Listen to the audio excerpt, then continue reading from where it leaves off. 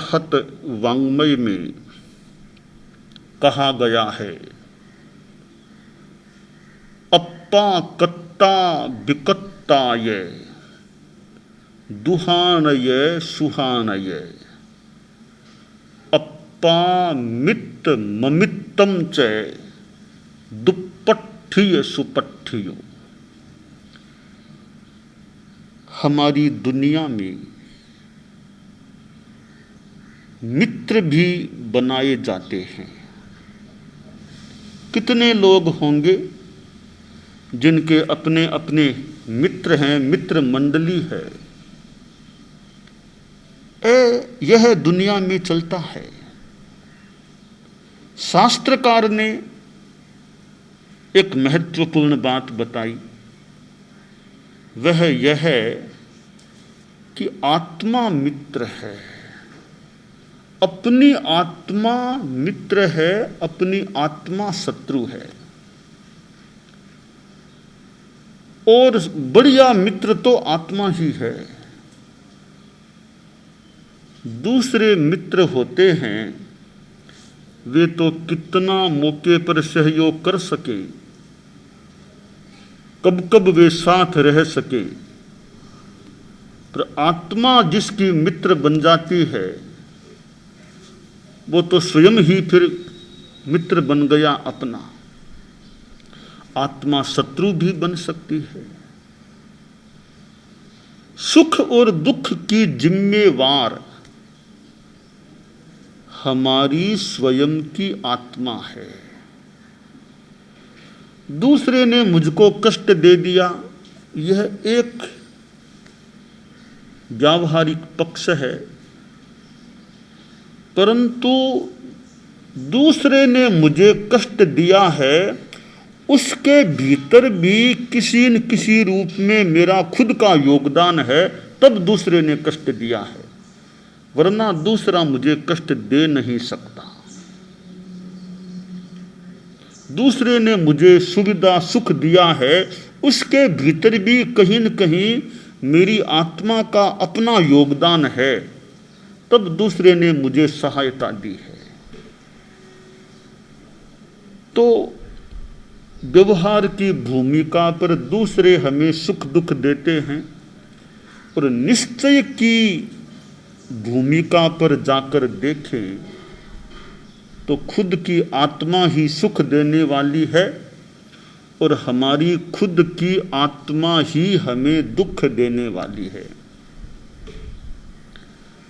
श्रीमद् जयाचार्य, जैन श्वेतांबर तेरा पंथ के चौथे आचार्य, उनका ग्रंथ है आराधना, उसमें एक पद्य है, पुण्य पाप पूरव कृत सुख दुख ना कारण रे,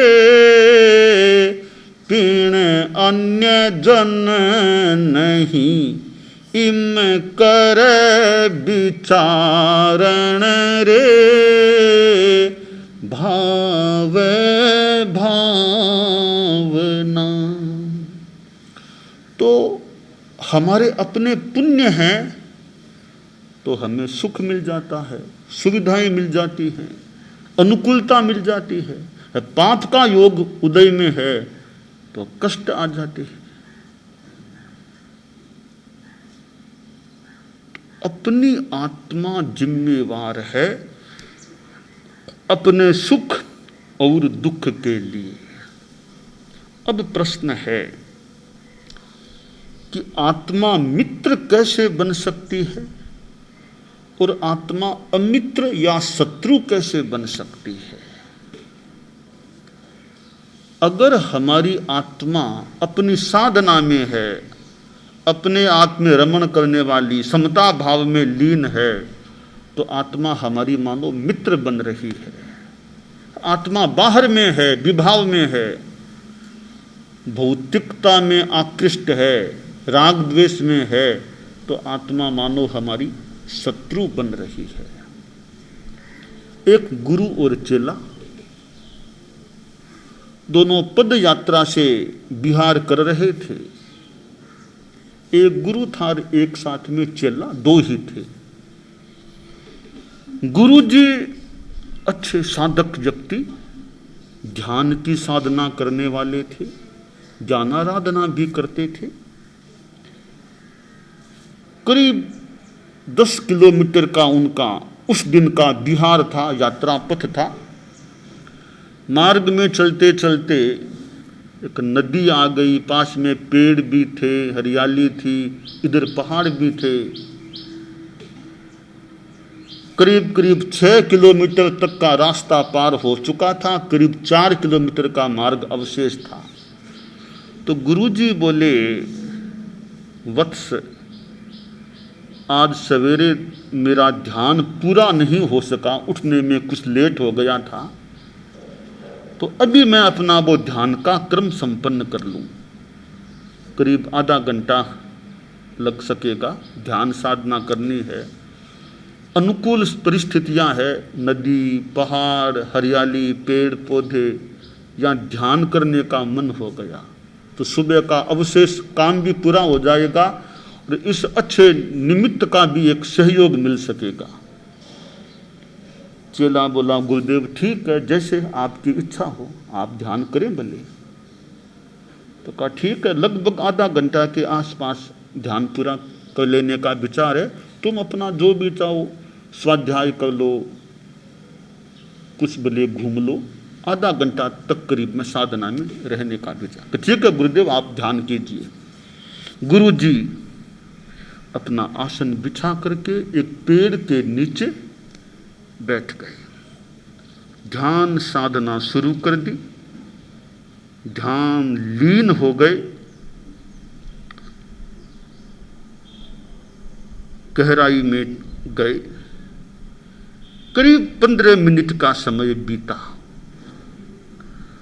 एक शेर, जंगल का वो एरिया क्षेत्र था, एक शेर उधर आने लगा।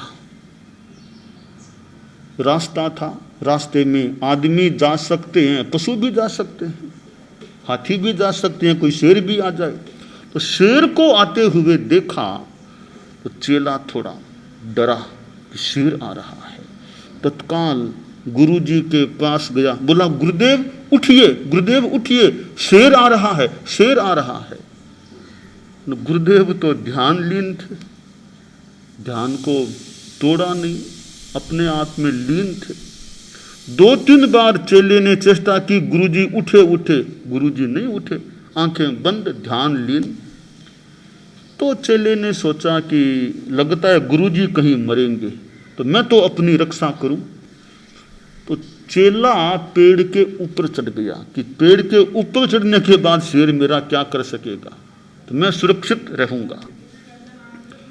शेर अपनी गति से चलता चलता आया और गुरुजी के पास आ गया। और गुरुजी के पास आके थोड़ी देर वहां खड़ा रहा, गुरुजी को देखता रहा। 2-4 मिनट के बाद वह शेर बिना कुछ गुरुजी का किए आगे बढ़ गया। एकदम गुरुजी के पास खड़ा रहा, तो गुरुजी ध्यान लीन रहे। शेर आगे चला गया, काफी दूर चला गया। अब चेला नीचे उतरा। करीब आधा घंटा संपन्न हुआ और गुरुजी ने ओम कहते हुए अपनी ध्यान साधना संपन्न की। कहा बस अब तैयारी करो, आगे चले। चेले ने अपना सामान इकट्ठा किया, गुरुजी ने अपना सामान इकट्ठा किया और दोनों अब आगे बढ़ने लगे। कुछ दूर आगे बढ़े और कुछ मच्छर थे मार्ग में, तो गुरुजी को कोई मच्छर काट गया। जो ही मच्छर काटा, गुरुजी अरे अरे यूं कहने लगे। तब चेले को हंसी आ गई, चेला हंसने लगा। गुरु ने देखा कि शिष्य तो हंस रहा है, मुझे देखकर हंस रहा है। अरे क्या हुआ, हंसते क्यों हो, क्या बात हुई? गुरुदेव क्या बताऊं, आप अजीब आदमी हैं। क्या क्या हुआ? कि गुरुदेव, कुछ देर पहले शेर आपके पास आया, एकदम आपके पास खड़ा रहा, आप डरे नहीं, एकदम ध्यान लीन रहे, कुछ भी आप पर उसका असर नहीं हुआ, एकदम लीन, समता लीन थे।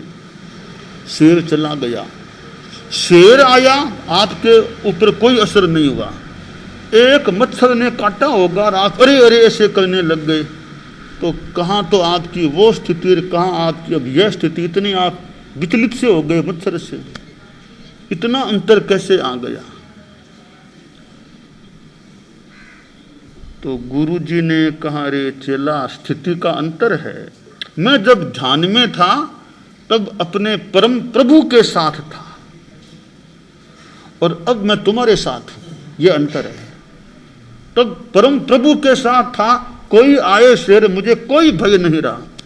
अब वो साधना संपन्न कर मैं सामान्य रूप में आ गया, तुम्हारे साथ था, तो तुम्हारा जैसा व्यवहार वैसा करीब मेरा हो गया, और मैंने मच्छर के कारण से कुछ विचलन की सी स्थिति प्रकट कर दी।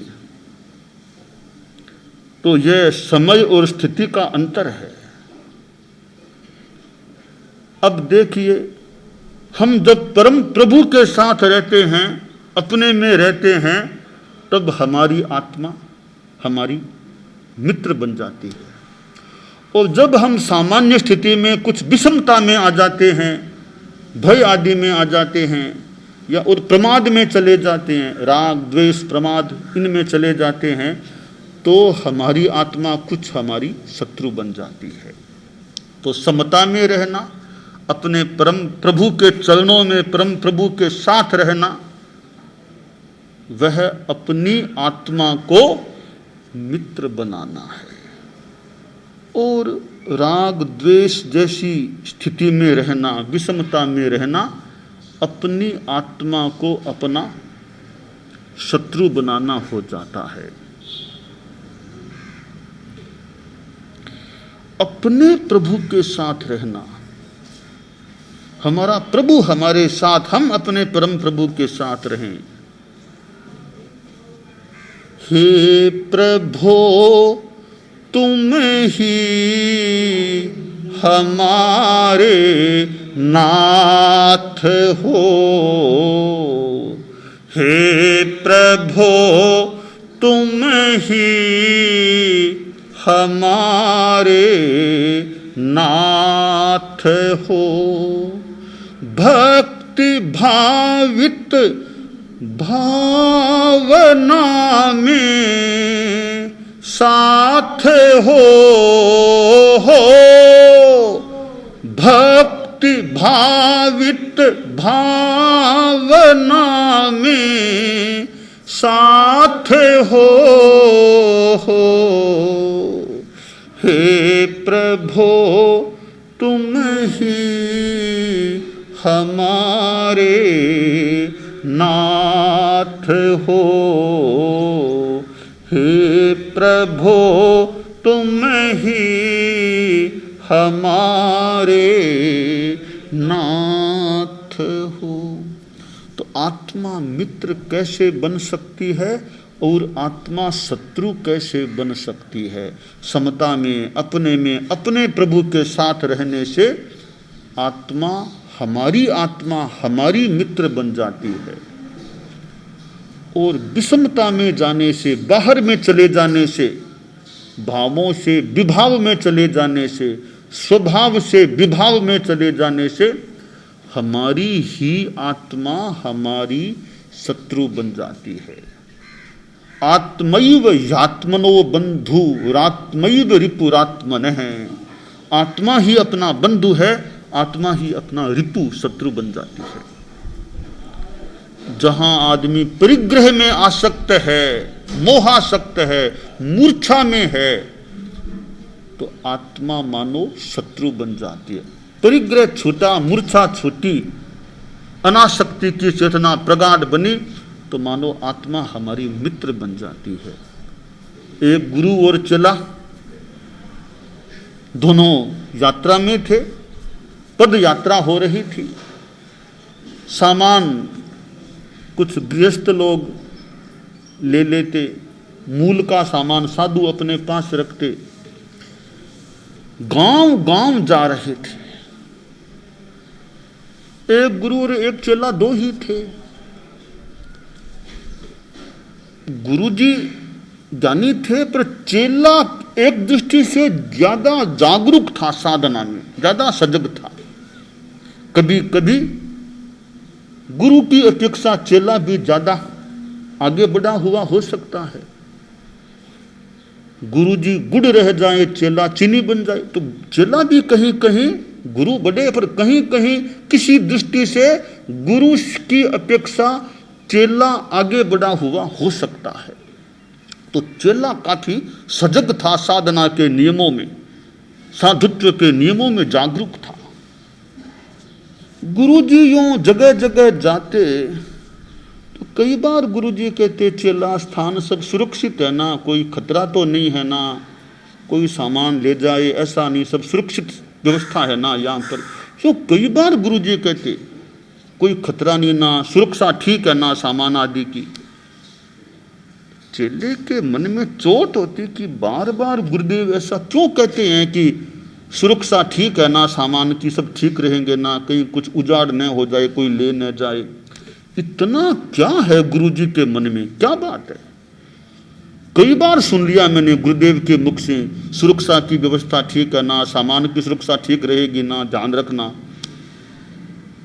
तो चेले के मन में प्रश्न हो गया कि कोई न कोई कारण है, ऐसा क्यों कहते हैं बार बार गुरुदेव। एक दिन प्रातः काल गुरुजी शौच के लिए पास के स्थान में गए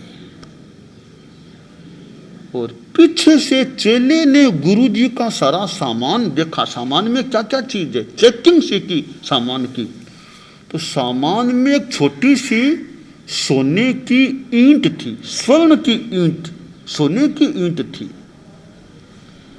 चेले ने जान लिया बस यही कारण है, बार बार ये गुरुदेव के मन में आता है, कहते हैं सुरक्षा ठीक है ना। उस सोने की ईंट को निकाला, सोचा रे हम साधु हैं, हमारे पास ये सोने की ईंट किस काम की है, गुरुदेव के पास ये ईंट सोने की, और भी ज्यादा चिंतन की बात है। गुरुदेव इतने ज्ञान की बात करते हैं, सोने की ईंट इनके पास है। ईंट को निकाल करके पास में एक नदी बह रही थी, नदी में फेंक दिया। गुरुजी शौच करके आए और अब सूर्योदय हो गया, अब चलें आगे चलें। सामान की व्यवस्था हो गई, कुछ सामान गृहस्थों ने लिया, संतों ने अपना सामान लिया, यूं करके आगे बढ़े। अगले गांव पहुंचे, फिर सामान और सब उतारा गया, रखा गया। वही बात गुरुजी के तो कि चला देख लो, सुरक्षा की व्यवस्था ठीक है ना, कोई खतरा नहीं ना, सामान की सुरक्षा रहनी चाहिए, कोई खतरा नहीं है ना, देख लो। चेला बोला गुरुदेव कोई खतरा नहीं। अब कोई खतरा नहीं है, जो खतरा था उसको मैंने पिछले गांव में नदी में फेंक दिया है। क्या फेंक दिया? गुरुदेव क्षमा चाहता हूं, मैंने आपका सामान का चेकिंग की, सामान की चेकिंग की और उसमें सोने की ईंट थी, वो मैंने निकाल करके फेंक दी। अरे फेंक दी तो गुरुदेव हमारे पास यह परिग्रह किस काम का? हम तो अपरिग्रह के साधक हैं, व्रती हैं, हमारे पास ये परिग्रह क्यों? आपको किसने दी ये सोने की ईंट? कि चेला अब क्या करूं, किसी भक्त ने कहा लो भेंट में ले लो, तो मैंने वो ले ली थी। कहा गुरुदेव आप तो, आपके पास ऐसी ईंट का? चेला भूल तो हो गई।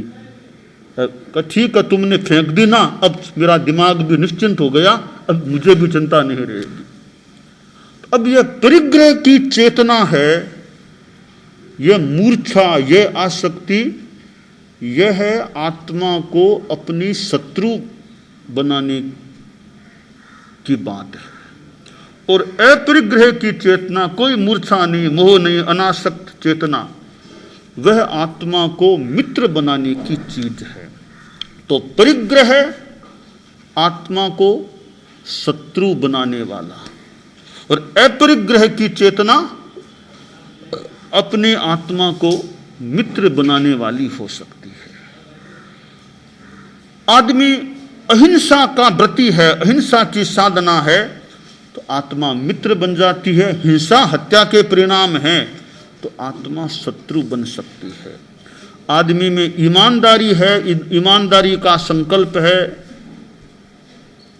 चोरी नहीं, झूठ नहीं, तो आत्मा मित्र बन जाती है। चोरी, झूठ, बेईमानी, धोखाधड़ी है तो आत्मा दुश्मन बन जाती है। आत्मा में क्षमा का भाव है, सहिष्णुता है, तो हमारी आत्मा हमारी मित्र बन जाती है। गुस्सा है, आवेश है, तो आत्मा शत्रु बन जाती है। अहंकार है तो आत्मा दुश्मन है। नम्रता, मृदुता, निरहंकारता है तो आत्मा मित्र बन जाती है। माया, छलना है, आत्मा हमारी दुश्मन बन जाती है। सरलता, ऋजुता है तो आत्मा मित्र बन जाती है। लोभ, लालच का भाव प्रगाढ़ है तो आत्मा दुश्मन। संतोष का भाव है, निर्लोभता है तो आत्मा हमारी मित्र बन जाती है। अहिंसा, संयम, तप, इनसे आत्मा मित्र बन जाती है। हिंसा, असंयम आदि से आत्मा दुश्मन, रिपु, शत्रु बन जाती है। तो हम इस बात पर ध्यान दें कि मैं अपनी आत्मा को मित्र कितना बना रहा हूं और शत्रु भी बना रहा हूं क्या। ज़्यादा से ज़्यादा यह ध्यान दूं कि मेरी आत्मा मेरी मित्र बनती जाए